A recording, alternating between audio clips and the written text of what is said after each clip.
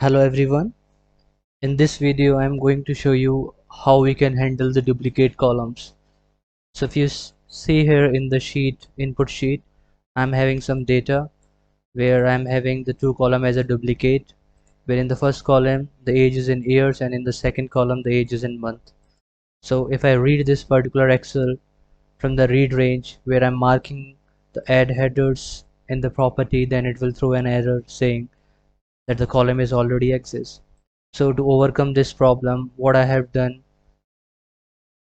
wherever I will found that there is a duplicate column, I am just appending new to it, and the new result will look like this. For now I'm closing this Excel file. Now you have to use, in the sequence, basically you have to use the assign activity.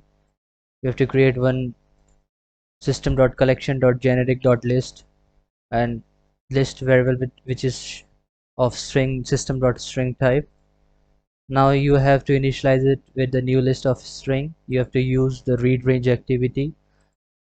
Inside that you have to give the file path, sheet name, address, and in the property we are storing its result in data input.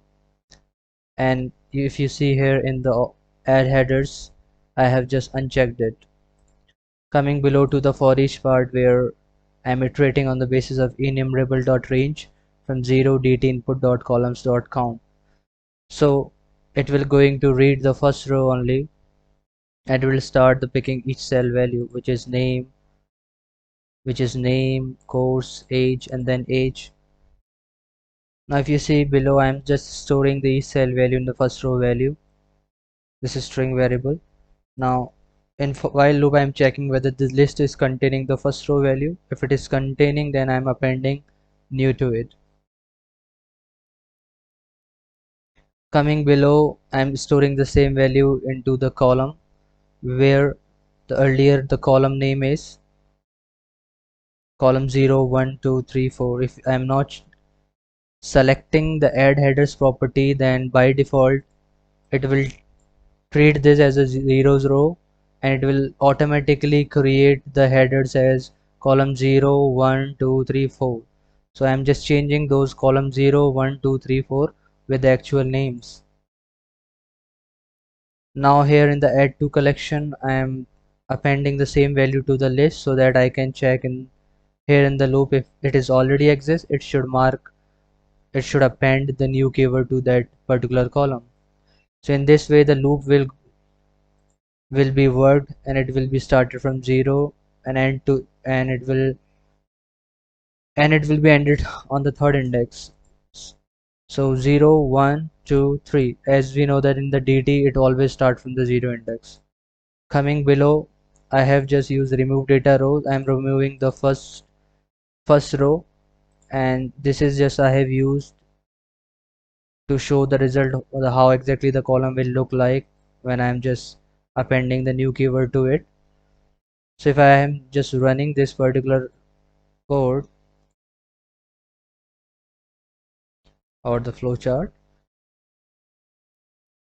now let me open it again. This is our input and this is our output.